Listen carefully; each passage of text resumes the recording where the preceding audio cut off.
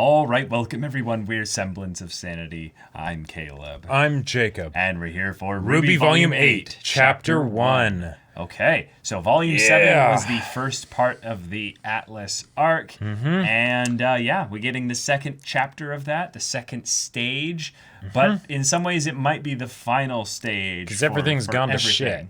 Oh, it's like, about to. It's about to. Like, she's here with a big Pinocchio whale. Yep. Just what was his name? Destro? Like, I believe so. Yeah. So, all right. Yeah. All right. We've got Ironwood having taken control of Atlas. We've got basically our main characters and stuff on the run. They had an encounter with the Aesops. Clover is dead. Crow is the villains have the lamp. Like things are really bad at this point here. The main good thing though is that freaking Penny Polendina got the Winter Maiden's power instead of Winter. And thus, or Cinder. Well, yeah. That we ended up basically with an ace in the hole in that regard. Right. Oscar is alive. Did actually end up making contact with Ozpin. Right. So the pieces on the table look, I would say, fairly good. If we don't end up fighting Ironwood while fighting Salem. Yeah. So for all intensive purposes, I think it won't go to shit immediately. That is more optimistic than I am. Yeah. I feel like the best they can do is just get away. Right? But they can't abandon the city. So, happen. What do? Yeah. Well, if anything, they really can't abandon the city, not just because of the fact that they kind of need to stop her at some point. Why not give it a shot here? It's the fact that if they leave, it's not just Ironwood getting defeated. Right, exactly. It's everyone else. All the people. All the civilians. Yep. Well, yeah, but then... Well, if this was if this would be how easy it would be for Salem to beat Atlas, then why couldn't she just march over to all the other kingdoms and just do the same thing? Atlas is the one that has the armies and the fleets and things like that, right? So, right. Yep. Yeah. So, oh boy, it would literally all be over. This is basically the prelude to the end of the world.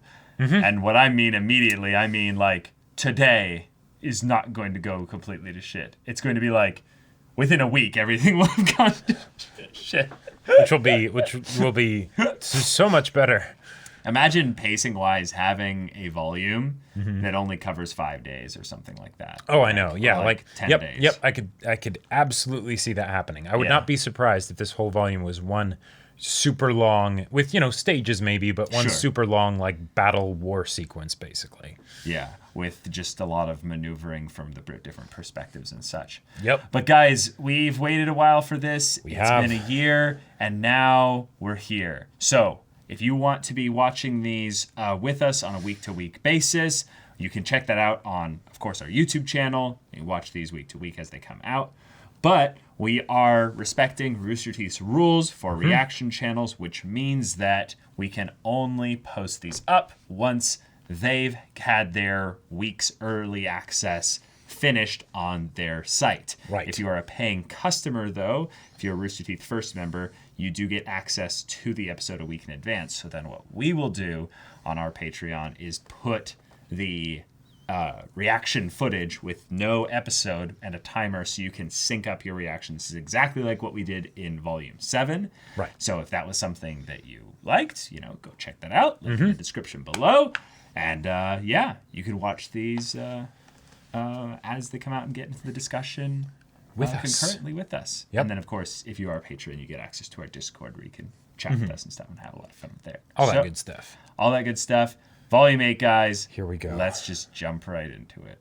Oh, that's a cool little logo intro there. Yeah.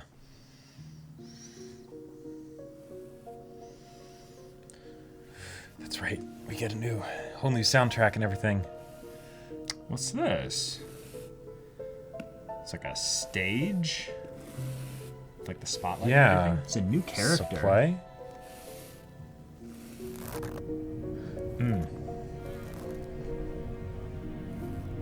Oh. This is an that interesting open. Is that Cinder's past? Oh. Oh, that would be really cool if it was. Yeah.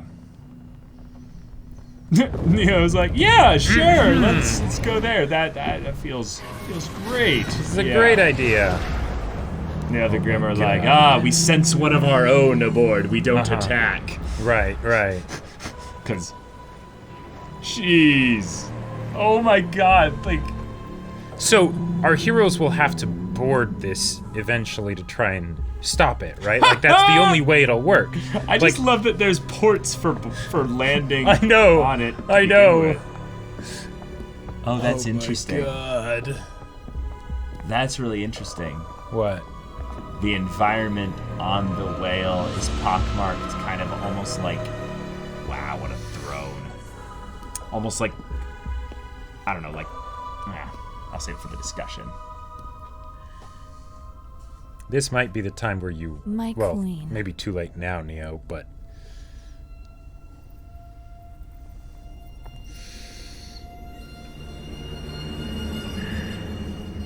Cinder. When I chose you as my vessel for the maidens, I put my trust in you. you might want to pull out the relic now. So I trust that you wouldn't possibly return to me empty-handed. Without good reason. There The you relic go. of There you knowledge. go. I took it right from under Ironwood's nose.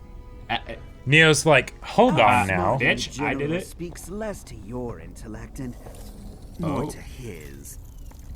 After all, you were outsmarted by those children first. And according to radio chatter, that same general and his forces outsmarted you. A shame Watts never made it back.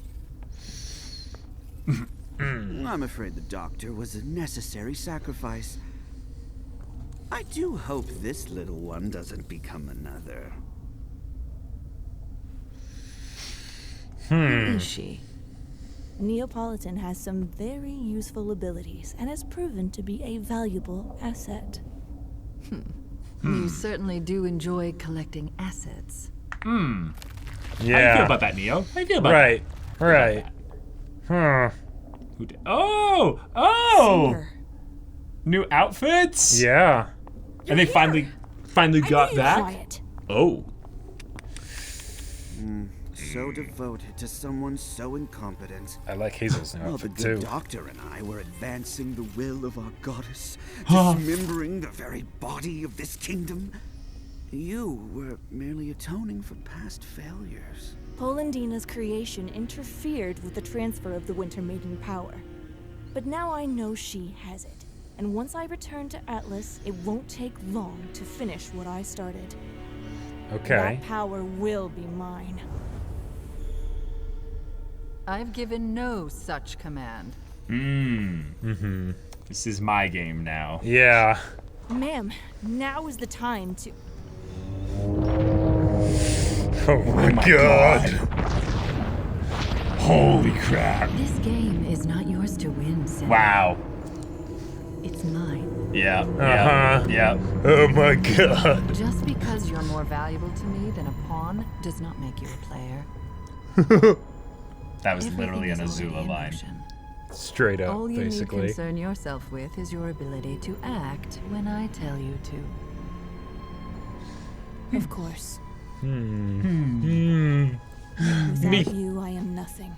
me sensing some dissatisfaction from several parties present. Go.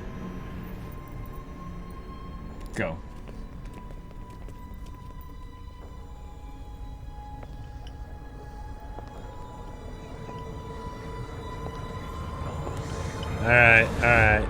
Okay, well that's where we stand. All right, wonderful, lovely. Mantle, okay. Cool. Aw.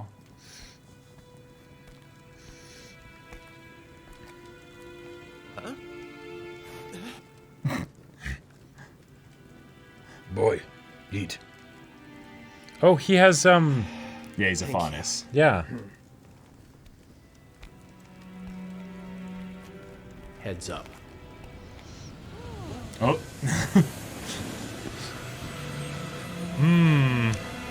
Who this? Is this the crew? Okay, Okay. cool. Okay. All right. Let's reestablish the group, you know. Yep, get everyone back together. I was stupid to think the General would listen. No. Every choice I've made was the wrong one. And now...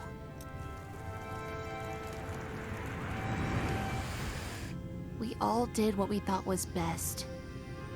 I'm just glad you're all right.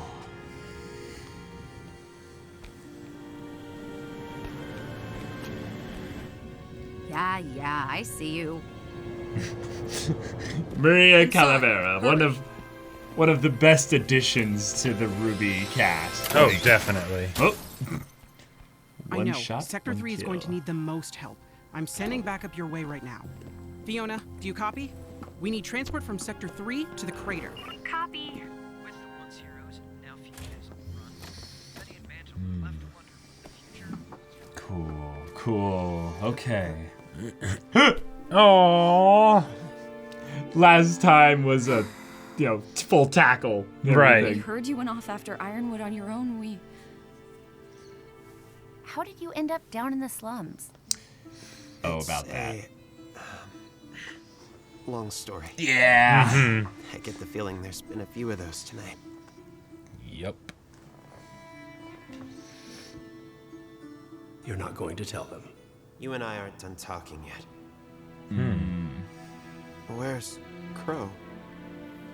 Oh. About that. We don't know. Last we heard, he was with Robin, but... Okay. All right. Your friend That's is last you back now. heard. You ready to work? The largest Grim Horde ever seen is hovering over the tundra, and out there is a city full of people with no heat, and from what you told us, no more military protection. And while we're happy to give you guys a place to lie low for a while, it's time to get those people some help. How? Ironwood is stopping all evacuations to Atlas, and we can't get them out of the city with Salem's forces surrounding us. The crater, beneath Atlas. It's not safe, but it's warm. And with everyone in one place, we can do a better job protecting them. Okay. They can send you where you're needed most. We've got to get everyone down into that crater before nightfall. In the slums, we might have a chance. We're never going to sleep again. I just know it. Yeah, probably not. Either you're helping, or you're baggage. Well, right. That's just the way it's gonna be, yeah.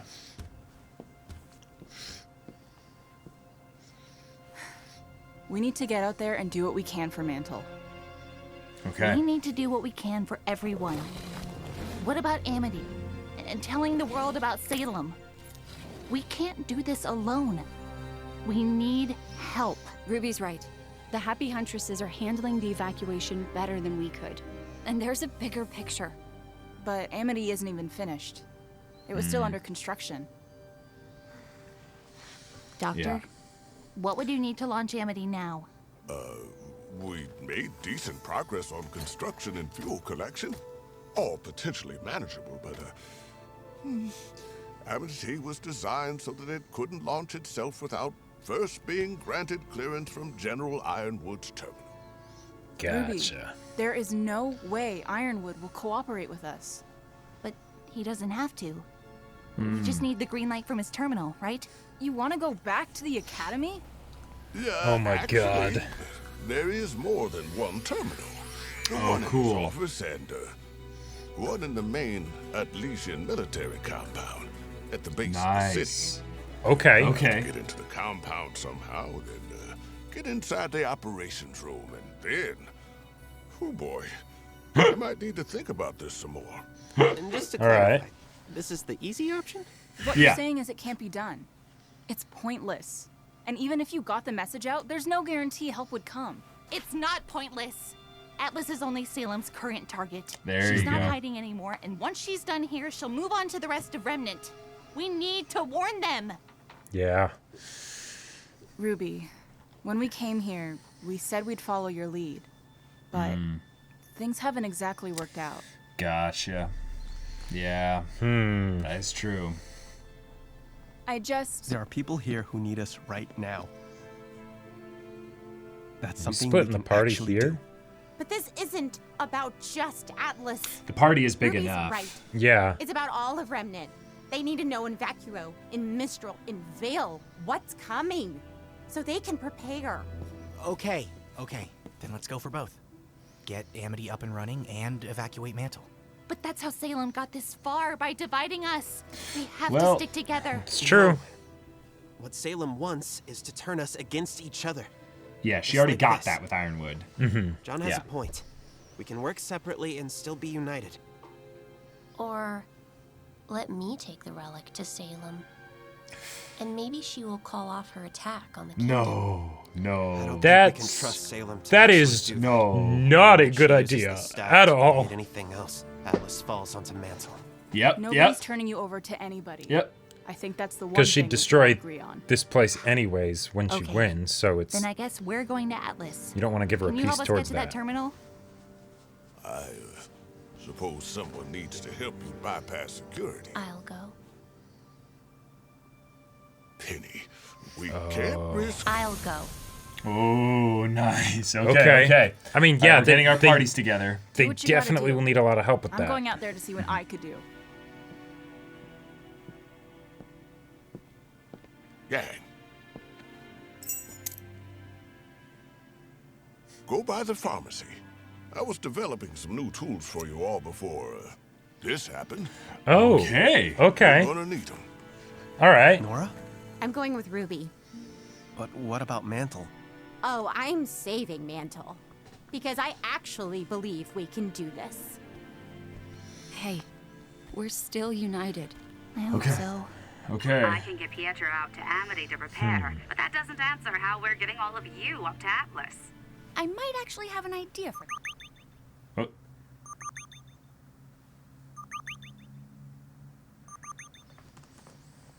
What? Oh, Ironwood's calling. Oh boy. Oh. Oh boy. Oh man. Hello, Penny. Hey. I'm worried for your safety. Tell me where you are, and I'll have you picked up right away. Atlas She can needs you, fly. She doesn't need someone to pick her up. Salem is here.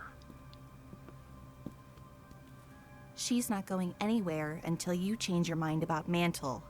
There's still a chance for Remnant to Mantle? You're still worried about Mantle? Oh. Remnant is doomed, Ruby. Unless we leave, Salem will destroy Atlas, and with it, any hope humanity has left. We need to think about the future. Oh, she makes crap. it through her defenses. Everything that follows will be on your hands. Well, okay. Oh my god. Okay. Hey, Meryl. Hey, guys. Yeah. Rest in peace. Yeah. Yeah. Oh, Winter. That's right, because she was in a pretty bad fight. Oh, upgrades? Sir, the prisoners have arrived. They're being processed in Stockade B. Oh, did he just... With Jacques and Watts? Is that his original mechanical arm, or is that the Crow one and that got Robin? burned in the fight? I think he might have gotten a new one. We don't know, but... Could you give us the room, please? Dang. I'll be fine. Looks like she might even have a mechanical Thank you, arm, Winter. too. I don't know what I would do without you. I've never... No one has ever seen a Grim Force this large before. The city's hard-light shields will hold, but not forever. What will you do, sir? Wait, you can't be in here. This is absurd. Let us through. I told you we need to speak I am going to do everything I can to defend this kingdom. What in God's name do you think you're doing, James? No matter the cost. Oh boy. Okay. Have you lost your damned mind? Are you that scared of what might Oh shit. Wow. All right. Well. Yep. There it is. There it is. Yep. That's. Oh. Well. He thinks the world's ending, and yet. Oh my God. Yep. Wow. That's That's a thing. That is a thing. Oh. I have questions for you. Oh, this is from the trailer. Oh, and there was one more question. That's right.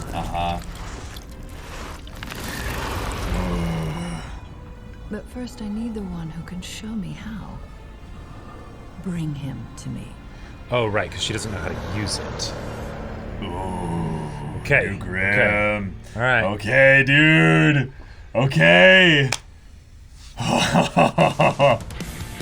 Oh, and we get a new opening. Oh, that's right. Yeah, yeah, yeah. 'Cause it's always at the end of the first episode. Yep.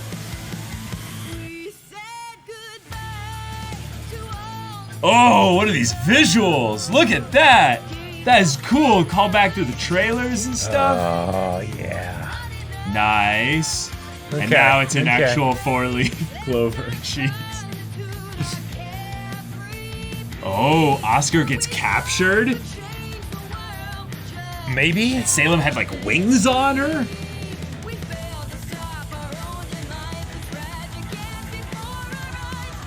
Oh, a chessboard. Yeah, yeah.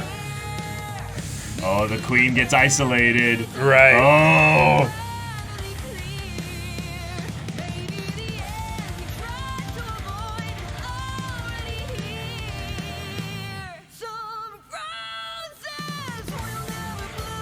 Okay, okay. All right. So we're going to have like massive. Whoa. Oh, that's a cool effect. That's a cool effect indeed. Yeah. Yeah. Huh. Grim arm acting up.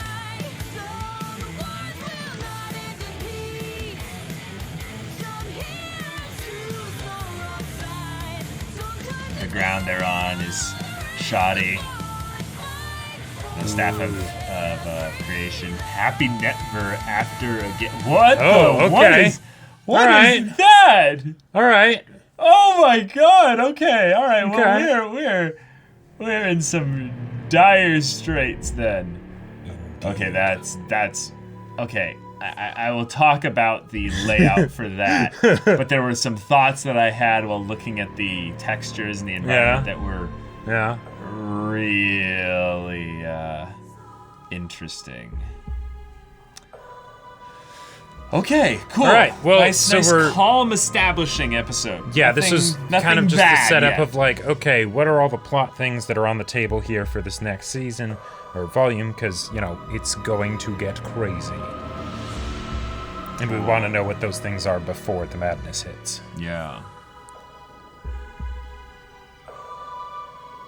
Ironwood just killed the dude. All right, so that's the first chapter. Yep. Okay, we got ourselves a good kind of establishment of how the characters are going to be forming into different groups and what direction those groups are taking. The main one that we focused on in the beginning being Salem's group with, you know, Cinder, Neo, and the recent arrival of Hazel, Emerald and Mercury, Tyrion, and just kind of establishing of, okay, they have the relic. Cinder got a little bit of maybe some backstory hinting there. Yeah, which is really cool. I'm glad we got that, like, because we haven't really gotten much from Cinder before. Yeah, you know, so awesome. I'm looking forward to more of that. Yeah, but I feel like the main thing that this episode showcased, other than just the sort of where everyone's at, what the basic conflicts are, is the fact that the protagonists are divided right now. Yep. And the enemy divided is not. attention, yeah. Well, divided attention, but then also, you know, turned against each other, you know, a little bit with like that conflict between Yank and Ruby, but then also Ironwood and and the rest of them. Yeah, Ironwood is the queen on this chessboard that doesn't have any knights, bishops, or rooks, except for the Aesops. Right, but even then, they're down Clover. So, so he's basically protecting a board with a gimped setup. Yeah. So even unified, they would be incredibly pressed to try and just survive this encounter with Salem. Exactly. Here. But divided like this, they can't definitely win. will lose. They definitely will lose. Especially if Ironwood's basically going to adopt any kind of scorched earth policy, any kind of thing that leads to him dropping Atlas for the sake of saving the relic onto all the people that are going to be taking cover underneath Atlas because of the cold weather situation. That's a great mechanic to get all the people into one place, because we need to have them in one place to keep things simple, because even though we're going into that sort of war stage where it's going to be armies, not just like individuals. Yep. How do you handle the whole thing of protecting all the people? Okay, get them in one place, and then that also just introduces some fun new conflicts that definitely aren't going to cause trouble in the future. Yeah. Thankfully, we now have a little bit of a long-term plan within RWBY's goal to get Amity up and running via Pietro Palladina. So that does seem like something that's going to hit a bit of a dead end, though, because the problem with that is that if they do a Minas Tirith, we need to bring the Riders of Rohan in here, that's not going to work. Right. There's too much happening too soon in order to make any meaningful future plan relevant in the here and now. And that's what Yang's problem is with RWBY's plan, is that we can't really count on that. It is something that might work, but we could lose everything we have right here if we don't help them right now. And while Salem does have a big freaking whale, with also like a horde of Grimm, there is a possibility that she's actually going to be spending more time dealing with Ironwood and going after the relic, meaning that in a lot of ways, we could probably save a lot of people's lives in the distraction that is the just overwhelming battle that's about to happen. Right. And the Grimm will be, not heavily micromanaged tactically wise by Salem. If anything, it's going to be more of like she's going to be sending in like sorties of her minions and like that dog Grimm or something like that to go find Oscar. Which makes sense that if she can get Oscar, that would be a huge help and just a big penalty to the good guys. Ozpin is one of those hidden, I would say, weapons or just tools that the protagonists have on their side here because of how much he knows regarding Salem. If him and Oscar are able to work a little bit more together and stand more unified than everyone else is, we could end up seeing some ways that not necessarily they'll end up working with Ironwood, but they'll be able to take advantage of the situation in general to maybe strike a blow against Salem. Because the thing we still don't know with regards to the whole interaction between Salem and her immortality is if RWBY got into melee range with Salem and silverized her, would there be any effect that it would do? What we've all theorized is that because she was dropped into the grim muck and goo, that it might purge that from her. But given that she spent eons melding with it, that might be her only weakness. We don't know. We could get the reveal that, that's what we tried with Summer, and no, it actually doesn't work. Right. And that's what I think's more likely the case, is that Summer was that test. Right. And it didn't work. So if anything, RWBY is just another sliver of hope that maybe they'll get a second try at it. But right now, they are having to focus on the hour by hour issues here, which is a cool thing that they can do for the pacing of the show as well. Yes, because this volume could easily just be one week. This whole conflict, right? Of just, Salem's here, what do we do? And weirdly, okay, so maybe this is almost a little bit of a dark thought, but in some ways, if Ironwood doesn't keep using resources to try and capture the main characters, they are kind of still working together in a sense. True, because they're not going to attack Ironwood unless they have a very specific reason to, like with the Amity there's the whole Amity thing, right? But even then, that doesn't really affect their situation here too much because the people here are already going to be panicking like crazy. It's more of just the rest of the world dealing with tomorrow kind of a thing. But Ironwood's whole thing was not wanting to use resources on the civilians because he thought he needed everything everything he had, right? Yeah, even though it's not going to though it's not going to be enough, right? Yeah. But in some ways, by them doing this, they're kind of he's sort of, offloading that responsibility of caring about the civilians to them, which they're now needing to deal with. Even though he did try to reach out and recruit Penny to be like, hey, right. I know about what happened. Please come in.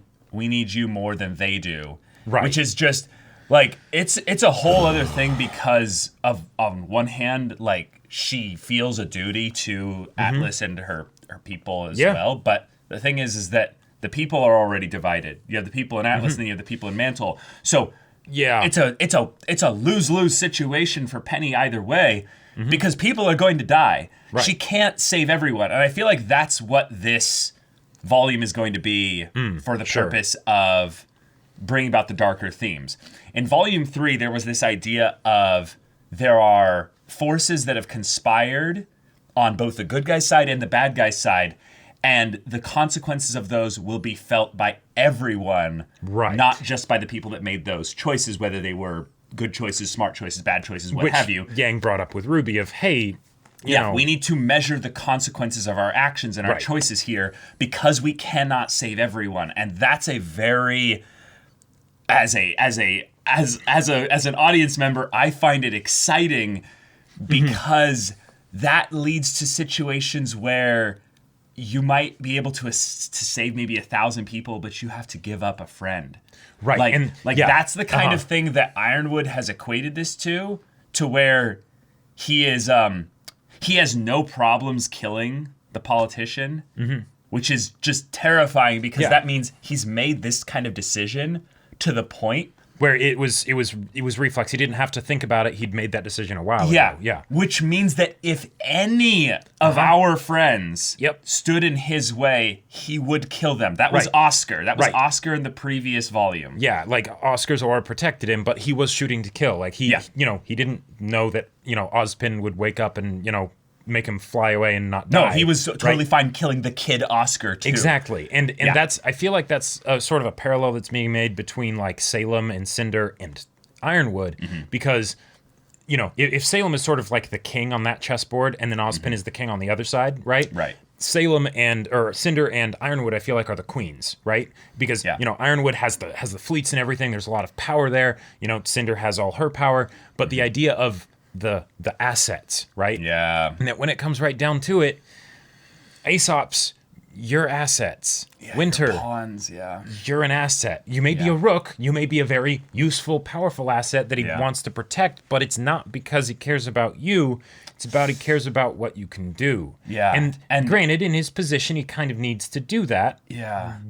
But that means that there will be decisions made later in this volume that will be way worse for individuals.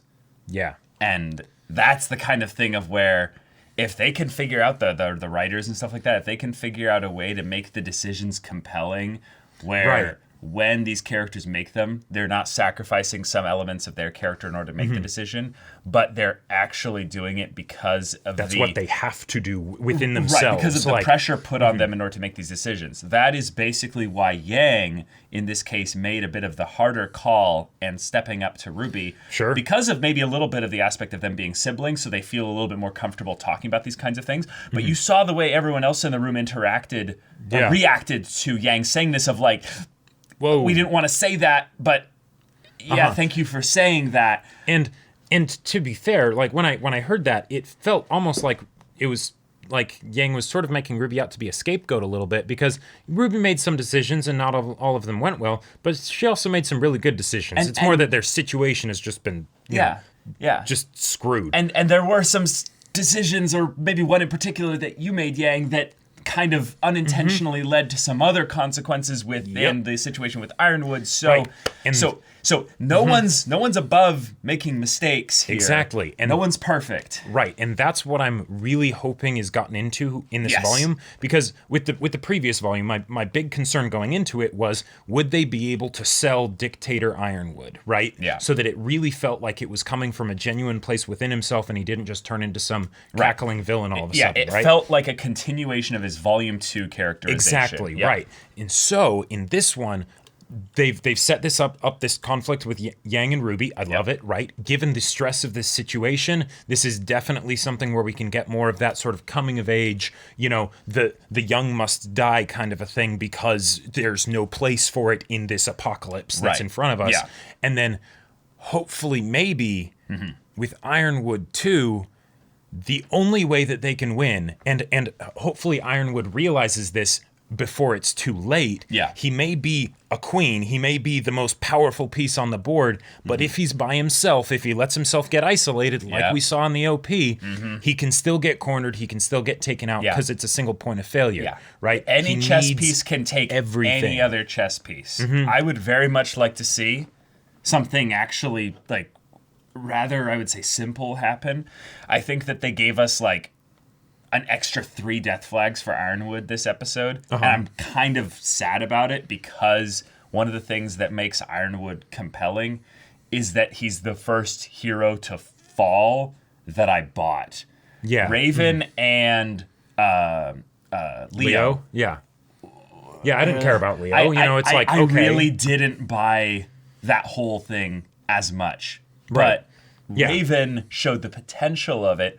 Ironwood, we're actually getting into the whole thing a lot more from his perspective, and we're showing other fully realized characters around him reacting to that. So I feel like if they can continue that trend and have his death be something about where he's isolated himself to the point where he has no allies, I want then the development to then make sure that his death or his end leads to basically the elevation of a character surrounding him. Sure. Like Winter, for instance. Yeah, it could definitely Winter, be her. I definitely saw the whole little parallel they were making there about she kind of just looks like Femme Ironwood now. She with kind white of does. hair, Yeah, and the whole arm thing going on. Yeah.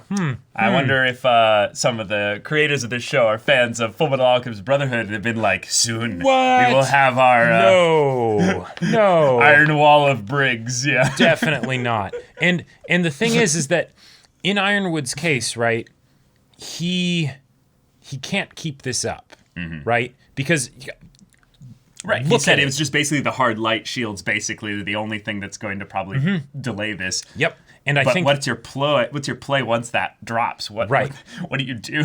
Right, because he's been the sort of to make another reference, he's been the Full Metal one. He's the I am steel. I am the Tin Man, right? I have no heart, hero, I would die, right? Right. But where comes the point where you realize that's not enough? Yeah. And that maybe, just maybe, hopefully, it's not too late. Right. Yeah. But that doesn't mean there won't be consequences. Because I'll finish this and I'll turn it back over to you. But I feel like that since this is being set up and has been set up to be sort of the second volume 3, right? The Fall of Beacon and everything. Yep. The way that we can really make this, or the RWBY can really make this feel like that second Fall of Beacon is escalation 1. So yeah, Salem, bigger horde and all of that stuff.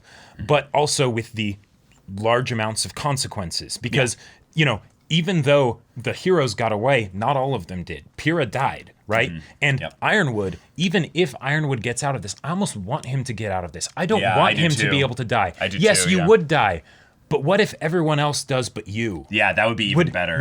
That would be the true poetic justice. Right. I feel then like that's he can what actually the Aesops are. Right, exactly. Because it started with Clover, and they're starting to realize we're assets. Our luck has literally run out, right? Yep. And what's going to happen, Ironwood? James, what are you going to do when you have to pay the price of everyone else and it's still not enough and you realize that your own pride, your own fear, that made them need to pay that ultimate sacrifice? They're either going to go with the Ironwood passes on basically the torch to Winter, or they're going to go with Winter and the Aesops end up standing up to him.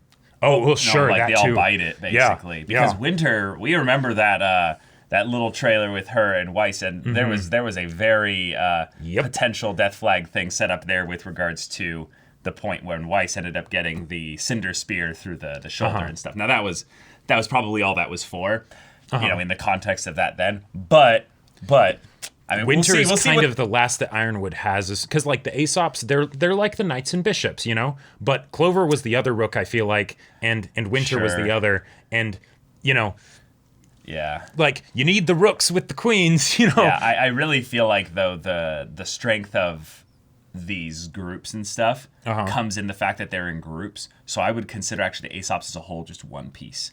Oh, it's sure. not there actually you go. that they all get their individual pieces. That's how bad of a setup it is for the heroes right now, is that Team RWBY as a whole is a knight. Team, or Ranger or Orange. Team Orange or what have you would be, Penny's in the mix, rook or a bishop or a knight or something like that. And you've already lost essentially your biggest piece in that the Maiden's power was going to go to Winter, and now Penny has it, and she's not coming back to help in that regard. And so hopefully that connection point maybe will be enough to at least get Ironwood's attention, maybe, but I don't think so. But I don't think so. I think he's made the decision. He's going to raise Atlas into the sky. Yep. It's going to be a gigantic aerial battle. There's going to be some kind of a moment where there'll be flying craziness going on, and it will look so cool. And Salem will start casting. That's the moment that I'm waiting for. Is when they basically are like, all right, it's time to go full D&D, high level. Meteor swarm, wizard or sorcerer or something like that, and just meta magic madness. Everything goes to hell. I cannot wait for because that. In a similar way with Pyrrha was a better fighter than Cinder, right? Like no contest, she was a better fighter. But there came that point where Cinder just sort of grabbed her sword, and just it's like, raw well, power. shit, right? Yeah. And Ironwood has his armies. Yep. But swords are of no more use here, right? Seriously. Yeah. Yeah, this is basically the ancient evil bringing other ancient evils casually into the battle. Yep. Which, I gotta say, that whole idea of having a dog, hunter, seeker, Grim, I love that. I want more crazy, unique designs like that, where Salem is like, this Grim, go and do your thing. And however she makes that work, that's just awesome. Because we remember what it was like when the Durgan showed up. And it was just this moment of Cinder being like, shh, this is your home now. And it was just like, oh, that violates every aspect of what I know and think about all that. Which, actually, by the way, I just want to mention this thing with Cinder real quick. The reason why I'm excited for the backstory is not because I like Cinder as a character right now. It's because we've constantly been teased about the potential of her character and never gotten it. So the fact the fact that they're like, no, this time we're doing it, I'm like, okay, cool. They did the Grim arm little tease thing in the OP. Yep. They had the little Cinderella kind of reference with her being the servant scrubbing the thing there. Which has implications for her relationship with Salem. Yep. Because Cinder's proud. And since we had Salem, kind of adding that extra reinforcement of you are the vessel for the maidens, plural, meaning I was going to give you all of them and I had no problems with that. Say the words, I'm nothing without you. Right. Yeah. But it just shows that literally Cinder is zero threat to Salem, even with all four maidens. So that's the point of that. Cinder doesn't have a way to fight back. It's just a question of, will she have any kind of a moment with this, maybe because Neo ends up betraying her, or at the very least, she ends up alone, maybe like Ironwood, dying in a ditch somewhere, and then the Grim just is like, no, you made your bed, now you have to lie in it, and then it just creeps up, controls her, and we get Cinder Grim. Cinder Saren, basically. Yeah, Cinder Saren, exactly. Assuming direct control, although that's the second Mass Effect. But, I think if we're going to do some rapid-fire, little silly predictions and stuff like that, either Ironwood dies or his entire Elysian cohorts die. I want the second one where everything around him is just broken. Yeah. And because it'd be the true tragedy of this guy that was someone that was so loyal to Ozpin. Yep. And yet we saw the seeds of fear sown in Volume 2. Right. And here are the consequences of that. And then the kids, they have to leave. They have to abandon him. There's nothing they can do to save him. Because we don't want this to be another thing of the great horde that comes at the beck and call of the very powerful entity that's been built up for 8, seasons, whether you realized it or not. And ended up just being disappointing. We don't talk about that show. We don't talk about that show. So, other rapid fire predictions. I predict that specifically the heroes will have to get on the whale at some point and they'll lose. Yeah, I feel like that was the point of showing Cinder like docking with the whale is that there is a way to board this thing, right? This is the final dungeon that they're basically setting up, or a final dungeon, right, for this conflict. And eventually they'll need to go there, and it will be insane. Yeah, the reason why I think this as well is because this reminds me very much of an incident in the Destiny video game where a Leviathan sort construct came out of the darkness, you know, piloted by the will of a psionic, you know, demigod, and it was basically the ultimate dungeon for the heroes to jump in and, you know, stop it and stuff. And this just feels very similar to that in a way that I feel like would be a really cool episode of the heroes like storming the whale in just a desperate bid to be like, maybe if we cut off the head, there's something we can break do the here. chair or whatever. Which, by the way, like. There was this little part of me that when Salem like put her hand on the chair and like the energy started going out and stuff, it's like, one, that's super cool. That's super cool. That is super cool. That also made me think like, you know, Monty's favorite anime was Gurren Lagann. Was Gurren Lagann. And, you know, that's like the mech inside of a mech and all that stuff. And like this, you know, whale here could be described as basically a giant mech at this point. A grim mech, right? And then Cinder was kind of a grim mech, and, you know, with a human body or whatever. But so I'm curious to see what potentially could happen along those lines. Giga Silver Eyes break, you know? Yeah, exactly. Yeah. Okay, so that's other little prediction there. My other little prediction I want to just thrown out there is that they've been doing this thing with Nora and Ren, well, since they kissed, since Volume 7, and since Ren has had a couple bits of disagreements with the group and Nora regarding how things are being handled, I really would like to have a moment where if either of them are going to be making decisions that push them apart from each other, even in the slightest bit, that it gets resolved rather quickly in this volume. Yeah. And it becomes a thing of where we're calling back to a little bit of how things were in Volume 4, is that while some of them might end up being afraid or pushed in decisions that they're, you know, just not able to basically do this on their own, that they're better together. Exactly. And they have to rely on the aspect of they've spent too much time together to spend it apart. Yep. And I've never really been a huge, you know, like,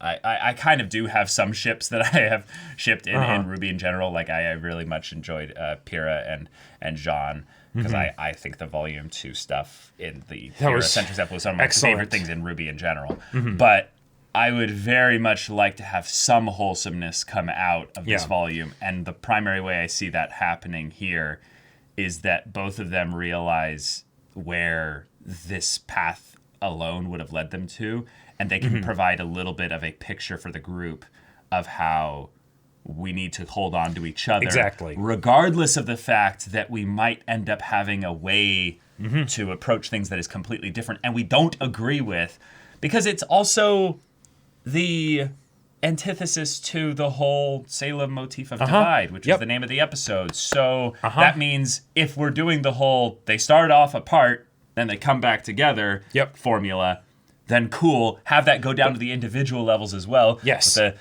you know, Yang and RWBY, the Nora and Ren, the Ozpins and Oscar, the Ironwood and the Aesops, you know, Ironwood even and within Winter. the Aesops potentially, you know, like Cinder and Emerald. Cinder and Neo, like so well, and by the way, on this, I think Neo's gonna get the out of here. I think so. She was kind of like, what the hell is this when she went onto the whale? I don't think so. And first off, you're claiming credit for what I did, but on the whole thing of within the teams. What I want to see is specifically how it gets resolved. Because one of the things that I feel like we've kind of gotten into lately, because we're not in the school setting anymore, and because the teams have been like shaken up with, like, you know, not being the same four in each team necessarily, right? Is that the team dynamic has felt not quite as strong because there's so many of them. So when there's conflict like with Ren and Nora, I want to see something where like Ren and Jean, you know, then are able to talk and stuff, because it's not just something where it's the individual dividing of, say, Ren and Nora, right? But it's the fact that they're also friends with each other. So it affects the rest of the team. So it affects the rest of the team. They'll see this stuff happening, and I want them to call it out. I want Jean to start, you know, stepping up hey, and Ren, what's being the the leader deal? and being like, what's going on? We need to talk about this. We can't just let it be bottled up inside. We can get the Ren shampoo, Jean. Exactly. kind of exactly. recreation. Probably right? one of the funniest scenes in all of RWBY as well. If you didn't notice, I'd recently rewatched Volume 2 a while back, and was reminded of why certain scenes within it make it one of my, I would say, my underrated volumes, where I'm like, ooh, yeah, this volume deserves a lot more love in general. But, okay, we also, I guess, just wanted to bring up a couple little things that are kind of new for RWBY that they did here. Oh. And this is more of a technical thing. They did exposition with it dubbed over scenes that happen in the future related to the plans that they're talking about. This is a very common thing in heist movies. Yes. This is a very common writing tactic in heist movies, because what you end up doing is you showcase the plan in action while the characters are talking about how the plan is going to work, which tells you primarily that this plan is going to work, because the usual formula is that if you say you have a plan but you don't tell the audience what the plan is, that means the plan has to work. Right. But the middle ground between, telling us exactly how the plan is, so it has to fail in some way. In some way, because now you know how it can fail. Right, because you know that there's conflict potential. If you don't show the entire thing, but you show it more in action, that means that you know that this is where the conflict will be. So the exposition gives you an emotional attachment to this whole thing there, because you're seeing its buildup come about while the exposition is happening, which is usually the slowest and most boring part of any story, is when you have to be told, because the characters somehow, it can sometimes break character in the midst of giving exposition. It's like, why do they need to tell that person that? Well, and at the beginning of a volume, it makes sense that they need to sort of have this episode as sort of like a clear the pipeline so the engines can work well, to get everything out of the way. Because when this is moving, it needs to be firing on all cylinders, right? Exactly. Salem is here with an unstoppable horde, right? Yeah. You won't have time to talk about plans and stuff. Yeah. But so it also saves a bunch of time. But it also is the kind of thing, you mentioned heist movies. It makes me think of the kind of thing where the plan doesn't go exactly right. Right. But there's some twist, whether for good or bad, unforeseen thing that ends up happening that is sort of where the majority of the entertainment comes from, right? And that's why you do all the other stuff relatively quickly, and then you can focus on that sort of highlight. Ooh, what was that? Yeah. Yeah. Yeah, it's just a fun thing that I just noticed that they haven't done in RWBY as a show yet. They also did some fun things in the OP. Oh, so they did text in the OP, which we've never seen before. I wasn't entirely sure about it, but I like it felt that a little different. It felt a little different, but like, hey, let's get on the themes with this. And then the other one was showing the images within the actual character models, right, to give insight into them, whether they were it's all going back to the trailers or going back to trailers, right. But then for some of the other characters, it seemed to almost show what was really important to them. Yeah, so for Ironwood, it shows Atlas, right? That's because that's the most important thing to him. Stuff like that. And I feel like there's a lot more there than can be gathered on first glance. Right. So I'm curious to keep watching it. Yeah, I feel like this OP was RWBY looking at the characters and realizing that each of them has a different reason for being here, despite them all being on teams, factions, groups, military squads, what have you. And it's important to acknowledge that when you go into writing this volume, because if they're going to have conflicts and decisions within these groups, it needs to come from a place that's already been established. Thankfully, we're in volume 8 of the show, so there should be plenty of material, some good stuff to stoke those flames. Thus, my positive hope for this volume primarily comes from the idea of character interactions and dynamics being tense and shaken up a bit. Yeah. And I think we had one primary hinting with that, and that was Cinder and Emerald, and that whole group there. It was the idea that Watts was a necessary sacrifice, but no, they're gonna get him back. It's no problem. Watts is smart; it'll be okay for him at least.